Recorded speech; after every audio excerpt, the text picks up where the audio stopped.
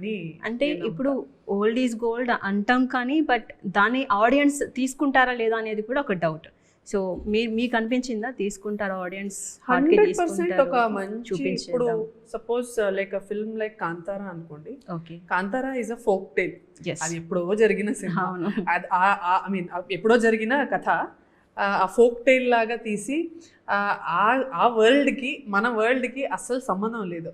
Still the film is making 600-700 crores today. So cinema treatment ఎలా చేస్తాము అనేది it's the real deal actually. That is more important. Screenplay పరంగా, dialogues పరంగా, ఒక RR మ్యూజిక్తో అంతా కలిసి if we give them full package, వాళ్ళు 100% యాక్సెప్ట్ చేసుకుంటారు, ఇంకా హిట్ చేస్తారు.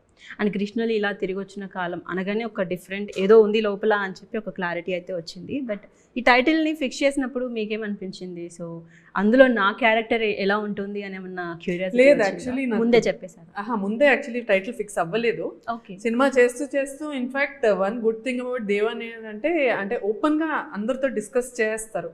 లైక్ ఇలా పెడదాం అనుకుంటున్నాము, ఏమంటారు, అది ఏమంటారు, ఇదేమంటారు అన్నట్టు చాలా discussions he tells me. So అప్పుడు ఫస్ట్ టైం నేనేమనుకుంటున్నానంటే కృష్ణలీల అనేది చాలా కామన్ వర్డ్ లాగా చాలా యూస్ చేస్తున్నారు కదా, ఒక సినిమా టైటిల్ కూడా అలానే వచ్చింది కదా, పర్లేదా అన్నట్టు అన్నాను. But he was very confident. He said లేదు, టైటిల్ ఈ సినిమాకి ఇదే apt because he has a beautiful explanation for that. మీరే అడగాలి అది. But it sits well. ఇప్పుడు నాకు కట్ చేస్తే ఓకే ఇదే కరెక్ట్ మన సినిమాకి అన్నట్టు. అండ్